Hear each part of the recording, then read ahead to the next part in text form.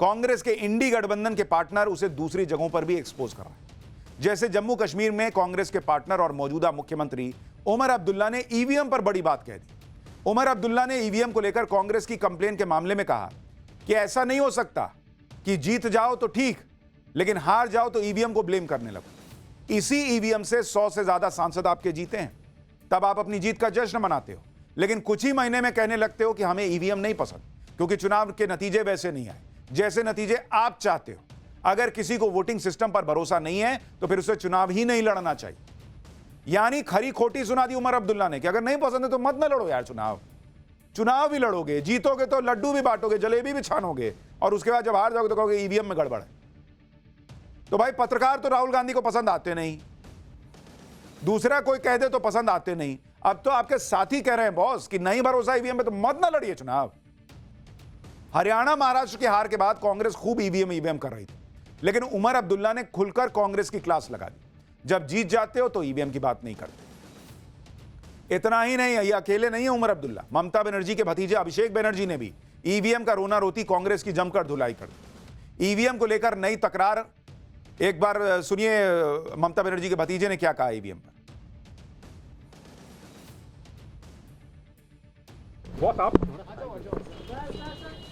Personal राय है कि जो लोग ईवीएम पे सवाल उठा रहे हैं, अगर उनके पास कुछ है तो इलेक्शन कमीशन को जाके वो डेमो दिखानी चाहिए कि भाई हमारे पास ये वीडियो है। क्योंकि इलेक्शन कमीशन ने वो सबको बुलाया था, और मैं इतना दिन से चुनाव ज़मीन पे करवाता हूँ। मुझे लगता है आप अगर ईवीएम रैंडमाइजेशन के टाइम ठीक से काम करेंगे, और बूथ पे जो लोग काम करता है वो मॉक पोल के टाइम पे भी आप अगर चेक करेंगे, उसके बाद काउंटिंग के टाइम पे आपका 17 सील जो फॉर्म होता है जिससे बैलेट यूनिट, कंट्रोल यूनिट मिलाया जाता है, वो अगर ठीक से चेक करेंगे तो मुझे नहीं लगता है कि ये जो एलिगेशन है इसमें कोई सब्सटेंस है। अगर फिर भी किसी को लगता है कि भाई ईवीएम मैनिपुलेट हो सकता है, ईवीएम हैक हो सकता है, यानी उमर अब्दुल्ला से लेकर अभिषेक बनर्जी तक सब वही बात बता रहे हैं जो हम आपको पाठशाला में बताते रहे बॉस, कि एक एक चीज ईवीएम रैंडमाइजेशन कैसे होता है, सारी चीजों पर राजनीतिक प्रतिनिधियों के साइन होते हैं। नहीं हो सकता बॉस।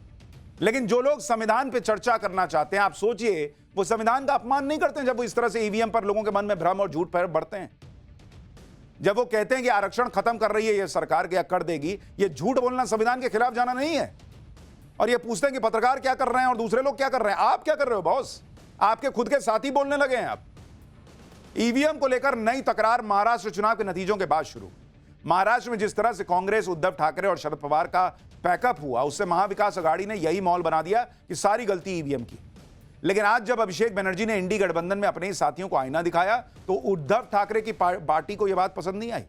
उद्धव ठाकरे की पार्टी के लोग क्या कह रहे हैं, सुनिए जरा। नहीं, देखिए बात ऐसी है ना कि अगर हम पुलिस स्टेशन जाते हैं, कोई चोरी होती है तो पुलिस इन्वेस्टिगेट करती है। हम इलेक्शन कमीशन के पास जा रहे हैं कि ये जो चोरी हुई है रिजल्ट की, उसकी इन्वेस्टिगेशन करें। जनता के मन में ये हो रहा है कि ये जो चुनावी जीत हुई है वो ईवीएम की जीत हुई है, इलेक्शन कमीशन की जीत हुई है, तो उसके जवाबदेही कौन तय करेगा? इलेक्शन कमीशन तय करेगा। तो हमारे पास ना सोर्सेज हैं ना रिसोर्सेज हैं कि सारी पॉलिटिकल पार्टीज़ को लाएं, उनको एक टेबल पे बिठाएं और पूरा डेमोन्स्ट्रेशन दें। जो सोर्स कोड है, सोर्स कोड बताएं क्या है, फिर उसके ऊपर हम भी फिर बता देंगे कैसे हैकिंग होती है। सोर्स कोड बता देंगे तब ये बताएंगी कि हैकिंग कैसे होती है। अरे मैडम, पहले बताना होता है कि हैकिंग कैसे होती है। ईवीएम पर ये आपस में ही लड़े मरे जा रहे हैं, और मैंने आपको इसका रीजन बताया है। ये सारी वो पार्टियां हैं जहां बड़ा नेतृत्व, शीर्ष नेतृत्व नहीं चाहता कि नीचे पब्लिक पूछे कि बॉस ये क्या कर रहे हैं, आप जिता क्यों नहीं पा रहे हैं। तो इन सवालों से बचने के लिए ये लोग ईवीएम को सामने करते हैं। लेकिन जिस तरह से पहले उमर अब्दुल्ला, फिर अभिषेक बनर्जी ने ईवीएम पर जो कहा, उससे ईवीएम पर कांग्रेस पूरी तरह एक्सपोज हो चुकी है। उधर उमर अब्दुल्ला के बयान के बहाने अखिलेश यादव ने भी इशारों में कांग्रेस को जमीन पर काम करने की नसीहत दे डाली। अखिलेश यादव छोड़ थोड़ी रहे हैं, वो भी रगड़े पड़े हैं कांग्रेस को। सुनिए आज क्या बोले। देखिए हमारा, देखिए उसमें किसी दल, किसी नेता के बारे में हमें कुछ नहीं कहना, लेकिन जो उन्होंने सुझाव दिया है, आप बात को ईवीएम तक मत पहुंचाइए। जो सुझाव दिया है कि बीजेपी से मुकाबला करने के लिए हमें मीडिया का भी साथ लेना पड़ेगा, मीडिया को भी समय समय पैकेज देना पड़ेगा। और कौन सा पैकेज? नहीं वो बात चर्चा नहीं हो सकती, लेकिन इस तरह की व्यवस्था जो आज हो गई है, क्योंकि सोशल मीडिया है, मीडिया है, आपको इनका भी साथ लेना पड़ेगा। इनके साथ साथ आपको बूथ स्तर पर भी काम करना पड़ेगा। वो उन्होंने सुझाव दिया है, मैं उनके सुझाव से सहमत हूँ कि अखिलेश यादव भी कांग्रेस को नसीहत दे रहे हैं, कह रहे हैं मीडिया को भी साथ लेकर चलना हो। कौन सा पैकेज देने की बात कर रहे थे मुझे नहीं पता, लेकिन अखिलेश यादव जी अगर देश हित में सोचने लगिएगा तो मीडिया आपके साथ खुद बे खुद हो जाएगी। वो पैकेज वाली मीडिया कोई और हुआ करती होगी पिछले जमाने वाली। अखिलेश यादव तो कांग्रेस से पूरा हिसाब बराबर कर रहे हैं। आज अखिलेश यादव अरविंद केजरीवाल के मंच पर पहुंच गए और दिल्ली में केजरीवाल को सपोर्ट कर दिया। दिल्ली में कांग्रेस अलग चुनाव लड़ रही है, लेकिन अखिलेश यादव ने कांग्रेस की जगह पर केजरीवाल का साथ देना पसंद किया। यहां भी कांग्रेस के साथ केला हो गया। क्या कीजिएगा बॉस, मैं कह तो रहा हूं, न राहुल गांधी न प्रियंका वाड्रा ये कांड पे कांड कर रहे हैं और इनके साथी इनको समझ गए हैं कि इनसे ना हो पाएगा। खैर, पाठशाला में बगली क्लास। नेहरू और माउंटबेटन की पत्नी एडवीना के बीच की चिट्ठियां क्या सोनिया गांधी ने मंगवा ली और क्यों मंगवाई?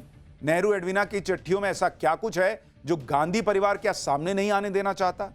नेहरू और एडवीना की चिट्ठियों के बारे में वो सब कुछ आज आपको बताऊंगा जो खुद एडवीना की बेटी, माउंटबेटन की बेटी बता कर गई।